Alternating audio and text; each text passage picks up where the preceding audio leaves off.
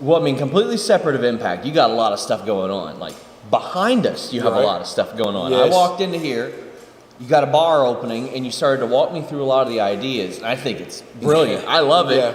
I mean, this is a fairly local area for me, about 40 minutes. I'd love to see anything like this grow. And we'll talk about how you've helped Kentucky wrestling grow in general. This is another step for that, I think. Right. Yeah, it's great. This here is something that my wife and I and my brother and his wife stumbled upon, and we took it and looked at it and said, can we do it first? And my brother lived in Florida and he's moved up here, and the question is, yeah, we can do this.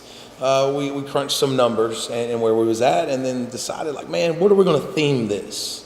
And we got thinking, like, there's no professional wrestling themed anything here. So I wanted to use this as a place for you to come watch Monday Night Raw, for you to come watch Impact. You're going to be able to come watch Dynamite.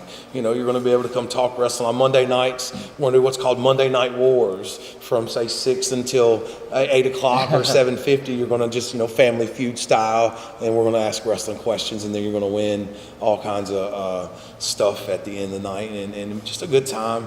And then, all kinds of wrestling events here with my school and other things, and then we'll have some live music and just, like I say, a really good time. I love it. I mean, I have just wanted to see wrestling in Kentucky grow so much because it's got history. ICW with the Poffos, Randy Savage.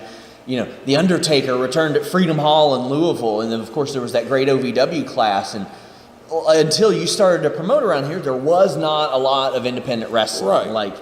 Because we had talked off the air, a lot of places preferred to run river towns because they could just run Ohio or Indiana. WWE didn't run TV here for a while, and now you're here and you're bringing in like a lot of names that are popping up on TV. Of course. You're on TV. I mean, you're really increasing the profile out here. Well, I feel that wrestling's been in the area at least so wrestling, and it's not really had that next level feel, and not only as far as the next level feel, but it's all a part of teaching to me. It is backstage with anyone that comes through, it's all a part of like how I can make you better.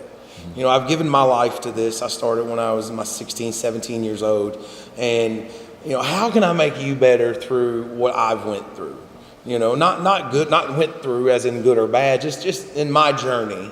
How can I make your journey at 18 to 23 years old a little bit simpler than my journey at 18 to 23 to get a contract years later? And, as far as the wrestling locally, you might have your typical, Billy that works at the metal fab shop down the street might be in the main event of the town. And there's nothing wrong with that.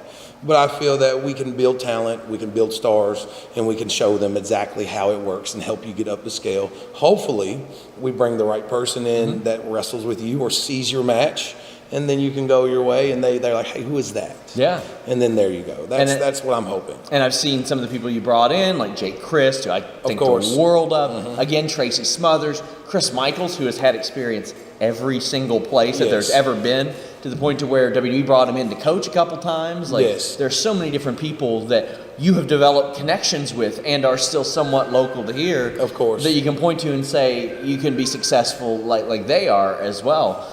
Is there anybody like specifically that you look at and you'd love to bring in? Oh my gosh, there's so many people that I always like to bring Bob Evans in. Oh, Brutal Bob Evans, yeah. As far as like teaching, and someone that I would want to bring in again, it's just to teach alone would be Crazy Steve.